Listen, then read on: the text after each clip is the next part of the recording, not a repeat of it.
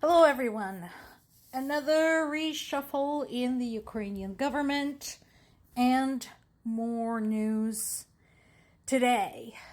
So, Ukraine's Prime Minister Yulia Sviridenko had stepped down from her post.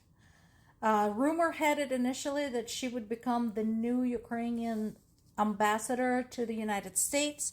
However, right now, it looks like that is actually going to be the opposition lawmaker Yaroslav Zhelezniak, and the new PM is likely to be Serhiy Koretsky, who is the head of the energy company Naftogaz.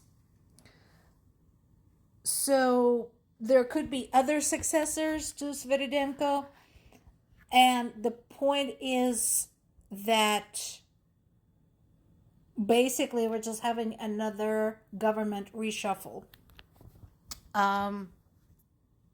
Zelensky says that Ukraine is changing its political strategy.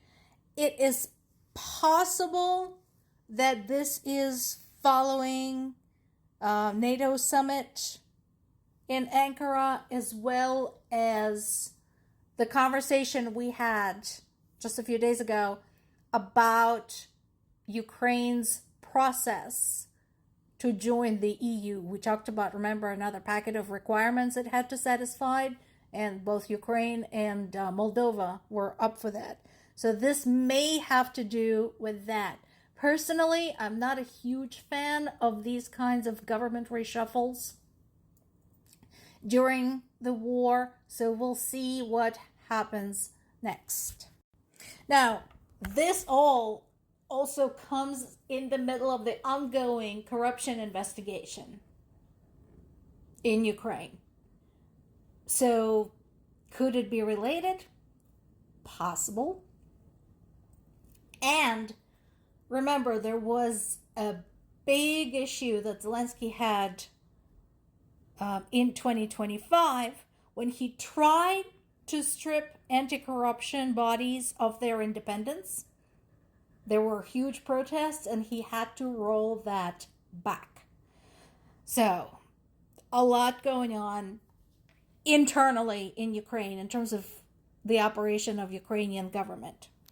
Meanwhile, attacks continue both in Russia and Ukraine. There have been attacks in the Moscow region. They're saying that there were casualties. Again, I want to know where and who. Bring receipts. And Ukrainians continue to pound Russia's oil industry. There's been strikes against the oil depot in Mikhailov city, which is in the Stavropol region. And the suspension of shipping in the Sea of Azov continues. 90 vessels total were targeted by Ukrainian drones in less than a week. This is catastrophic for Russia. They cannot move a whisker so far. And remember, this is part of the same effort as the one that kept their ports in the Baltics and their fleet in the Baltics in sights, so to speak. So they can't ship anything through the Baltic Sea either. Multiple sources are covering this. Kremlin saying it will monitor coalition of warmongers in Paris. What is this all about? Well, this is about recognizing the necessity for extensive air defenses, not just for Ukraine, but also for European nations. So, following the recent series of strikes against Kyiv, during which vulnerability against Russia's ballistic missile became increasingly clear, Ukraine's allies are forming the Coalition of the Willing to meet in Paris on Monday to talk about what to do next. Now, are they talking about pressuring Russia to end the war? Probably. Is it going to do anything? No. However, I think more importantly is there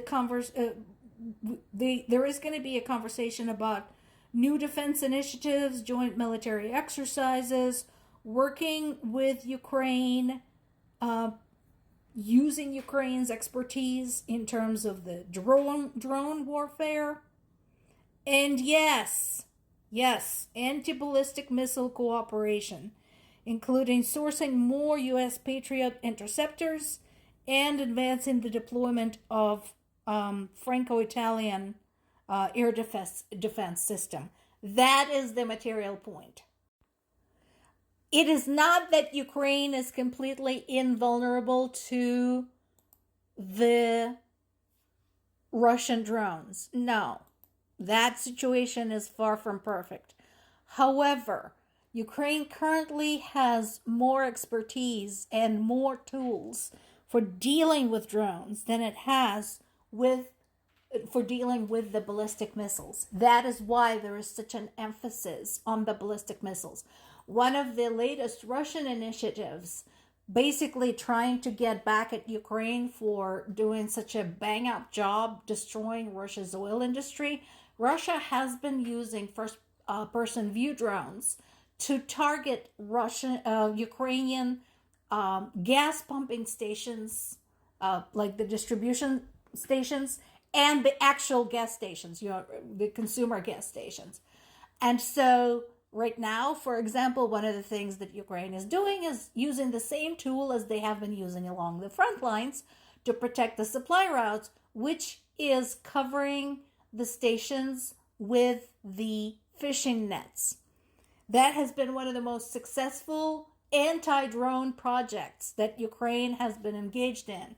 Basically getting fishing nets from any of the allies that have a large fishing industry. That includes the Baltics, that includes France, Italy, Portugal.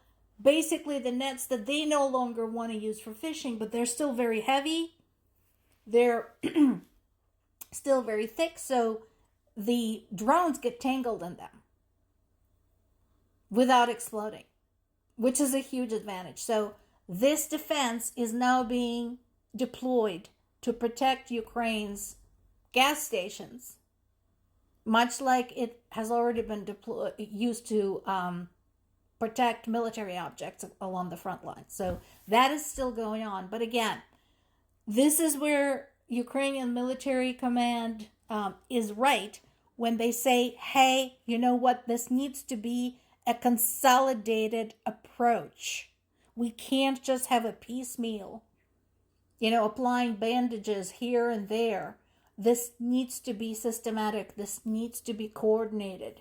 This needs to have no holes in it. Because, again, right now, Ukraine is an expert in drone warfare and drone defense, but has a hole when it comes to the ballistic missiles. That should not happen. That needs to be fixed. And it doesn't need just to be fixed in Ukraine. It needs to be fixed anywhere that is vulnerable to Russian strikes, which right now, of course, is Europe. More to come.